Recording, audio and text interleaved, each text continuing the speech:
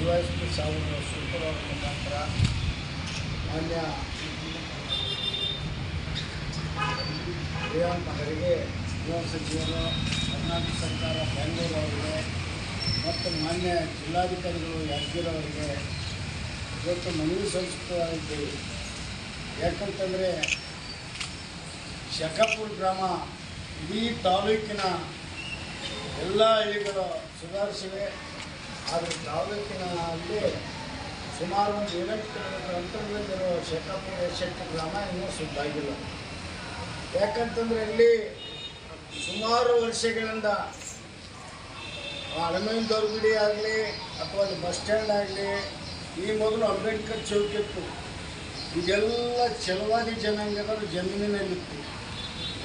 ಆದ್ರಿಗೆ ಸುಮಾರು 2-3 ವರ್ಷಗಳ ಹಿಂದೆ ಅಲ್ಲಿಯ ಬೇಡ ಜನಾಂಗದ ಮತ್ತು ಹಿರಿಯ ಸಮಾಜದ ಯುವಕರು ಗಲಾಟೆ ಮಾಡಿ ಅಂಬೇಡ್ಕರ್ ವೃತ್ತ ತೆಗೆಯುವಂತೆ ಮಾಡಿದರು.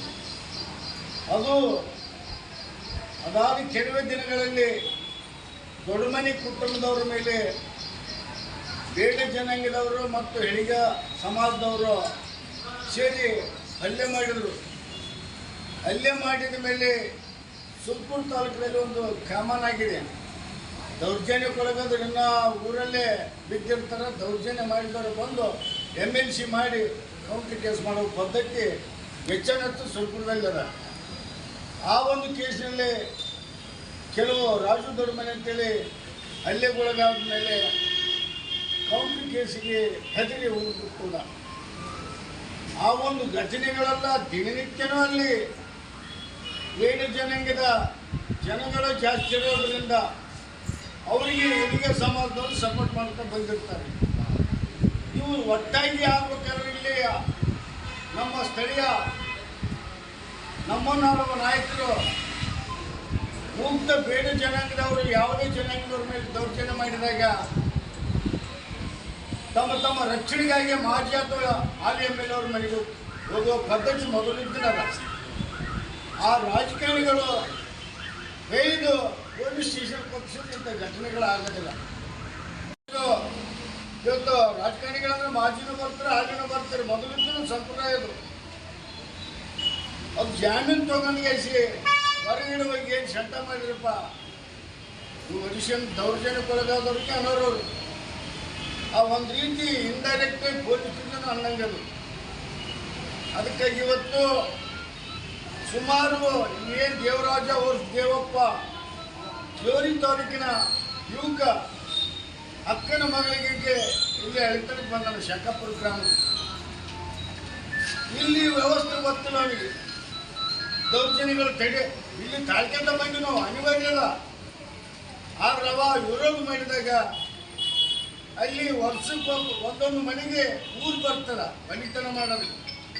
ಇವತ್ತು ದೇವ್ರ ಚಾಕರಿ ಮಾಡಬೇಕು, ಯಾರಾದ್ರೂ ಸತ್ತ ಗುಣಿಯಾಗಬೇಕು. ಮತ್ತು ಅಲ್ಲಿ ಮೇಲ್ವರ್ಗದವ್ರ ಮನೆಯಾಗ ಯಾವುದೇ ಕಾರಣದ ಕಟ್ಟಿಗೆ ಹೊಡೆಯೋದು ಮತ್ತು ಕಸ ಹೊಡೆಯೋದು ಅವ್ರ ಪದ್ಧತಿ ಅಲ್ಲ, ಚಾಕರಿ ಕೆಲಸ. ಆದ್ರೆ ಇವತ್ತು ದೇವರಾಜವ್ರ ದೇವಪ್ಪ ಒಪ್ಪಲಿಲ್ಲ. ಎಲ್ಲರೂ ನಮ್ಮಿಂದ ಆಗಿರಲ್ಲ, ನಮ್ಮ ಹೊಲ ಮನೆ ಮಾಡೋಕ್ಕೆ ನಾವು ಕೈಲಿಲ್ಲ ಅಂದರೆ ಒಂದು 2 ತಿಂಗಳ ಹಿಂದ್ಗಡೆ ಅನಾಹುತ ಆಗಿತ್ತು. ಅವಾಗ ಹೋಗಲಿಲ್ಲ, ಯಾರೋ ಮತ್ತು ಹಿರಿಯರು ಹೋಗಿ ಕುಣಿತು ಹೋಗಿದ್ರು. ಆದ್ರೆ ಮೊನ್ನೆ ಒಂದು ಯುವತಿ ಆತ್ಮಹತ್ಯೆ ಮಾಡಿಕೊಂಡಾಗ ಅದಕ್ಕೂ ಕರೆದು ದೇವಪ್ಪಗ ನಮ್ಮ ಕೈಲಿ ಆಗಲ್ಲ ಅಂತಂದ್ರೆ ನಿಮ್ಗೆ ಗೊತ್ತಾಗಲ್ಲ ಅಂತೇಳಿ ಅದು ಗೊತ್ತಾಗ. ಆದ್ರೆ ಅದು ಇರ್ಲಂತೇಳಿ ಒಬ್ಬ ಯಜಮಾನವಾದಾಗ ಸಂಪೂರ್ಣ ಮಳೆ ಬಂದದಕ್ಕಾಗಿ ಆ ಭೂಮಿ ಗಟ್ಟಿಯಾಯಿತು. ಆ ಭೂಮಿ ಗಟ್ಟಿಯಾದಕ್ಕಾಗಿ ಆ ಮುದುಕನ ಕುಳಿತೋಡೋದಾಗಲ್ಲ, ಆ ಮುದುಕು ಕುಳಿತೋಡೋದಾಗಲ್ಲ ಅಂತೇಳಿ ಯಪ್ಪ ನನ್ನಿದ್ದನಾಗಲ್ಲ ಸ್ವಲ್ಪ ಅಂತಂದಮೇಲೆ ಆ ಮಗ ದೇವೇನೇ ಎಷ್ಟೇ ನೀವು ಹೊಲಿಯರಿಗೆ ಅಂತೇಳಿ ಬೆಳಿಗ್ಗೆ 1ನೇ ತಾರೀಕು ಬಂದುಗೇಸಿ ಬೆಳಿಗ್ಗೆ ಮನೆ ಹೊತ್ಕೊಂಡು ಎಳೆದಾಡಿ ಸಾರ್ವಜನಿಕ ಜಾಗ ಇವತ್ತು ಗುಡಿ ಹೋಟೆಲ್ಗಡೆ ಅಭಿಷೇಕಲ್ಲಿ ತಂದು ಹೊಡೆದ್ಬಿಟ್ರು. ಹೊಡೆದ್ರೆ ಹೆಣ್ಮಕ್ಳು ಬಂದರು, ಹೆಣ್ಮಕ್ಳಿಗೆ ಇದ್ದದ್ದು ಸುಮಾರು 5 ಜನ ಇವತ್ತು ಚಿಕಿತ್ಸೆ ಪಡೆಯುತ್ತಿದ್ದಾರೆ. ಅದಕ್ಕೆ ಇವತ್ತು ನಮ್ಮ ರೀತಿ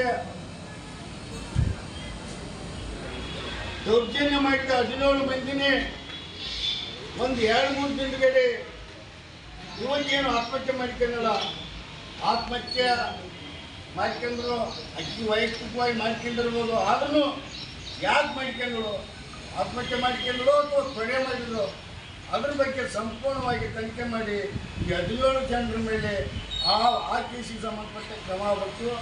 ಎರಡನೇದು ಏನಂತಂದರೆ, ಇವತ್ತು 17 ಜನ ಏನು ಹೊಡೆದಾರ, ಇವತ್ತು ತೀವ್ರಗತಿಯಲ್ಲಿ ಅವ್ರು ಬಂಧಿಸ್ಬೇಕು. ನಿನ್ನೆ ದಿನ ನಾವು ಸುಮ್ಮನೆ ಕುಂತಿದ್ದೀವಿ, ಯಾಕಂತಂದರೆ ಊರಾಗ ಮಳೆ ಇಲ್ಲದ ಕಾರಣ ದೀಪಕ್ಕೆ ಹಾಕ್ಯಾರ, ದೀಪ ಅಂತೇಳಿ ಮೊನ್ನೆ DYSP ಸಾಹೇಬರಿಗೂ ಮತ್ತು DCSP ಸಾಹೇಬರಿಗೆ ಹೇಳ್ತಾ ಇದ್ದೀವಿ, ಸರ್ ದಯವಿಟ್ಟು ಅರೆಸ್ಟ್ ಮಾಡ್ತಿದ್ದೇವೆ, ಅವ್ರಿಗೆ ಅರೆಸ್ಟ್ ಮಾಡಬೇಕು. ಈ ಎಲ್ಲ ದಲಿತ ಕುಟುಂಬಗಳಿಗೆ ರಕ್ಷಣೆ ಕೊಡಬೇಕು ಮತ್ತು ಸೂಕ್ತ ಅವು ಏನು ದೌರ್ಜನ್ಯಕ್ಕೊಳಗಾದರೂ ಸೂಕ್ತ ಪರಿಹಾರ ಕೊಡಬೇಕು. ಮತ್ತು ಆ ಊರಿನ ದಲಿತರಿಗೆ ಮತ್ತು ಬೇರೆ ಜನಾಂಗದ ದಲಿತ ಮಹಿಳೆಯರಿಗೆ ಶೌಚಾಲಯ ಇಲ್ಲ, ಸಾಮಾನ್ಯ ವರ್ಗದ ಜನರಿಗೆ ಒಂದು ಪ್ರತ್ಯೇಕವಾಗಿ ಶೌಚಾಲಯ ನಿರ್ಮಿಸಬೇಕು ಮತ್ತು ದಲಿತ ಹೆಣ್ಮಕ್ಕಳಿಗೆ ಒಂದು ಪ್ರತ್ಯೇಕ ಶೌಚಾಲಯ ನಿರ್ಮಿಸಬೇಕು ಮತ್ತು ದಲಿತರಿಗೆ ಕುಡಿಯುವ ನೀರಿನ ವ್ಯವಸ್ಥೆ ಇಲ್ಲ, ಇವ್ರ ಗತಿಯಲ್ಲಿ ಕುಡಿಯುವ ನೀರಿನ ವ್ಯವಸ್ಥೆ ಆಗಬೇಕು. ಅಲ್ಲಿ ಒಳಗಾದ ದೇವಪ್ಪನ ಮನೆ ಮುಂದೆ ವಿದ್ಯುತ್ ಸೌಕರ್ಯ ಇಲ್ಲ, ಅಲ್ಲಿ ವಿದ್ಯುತ್ ಸೌಕರ್ಯ ಮಾಡಬೇಕು. ಹಲವಾರು ಬೇಡಿಕೆಗಳನ್ನು ಇಟ್ಕೊಂಡು ಇವತ್ತು ನಾವು ಮಾನ್ಯ DYSP ಸಾಹೇಬರ ಮುಖಾಂತರ ನಾವು ಸರ್ಕಾರಕ್ಕೆ ಮನವಿ ಸಲ್ಲಿಸಿದ್ದೇವೆ. ಈ ಒಂದು ಪ್ರತಿಭಟನೆಯನ್ನು ಉದ್ದೇಶಿಸಿ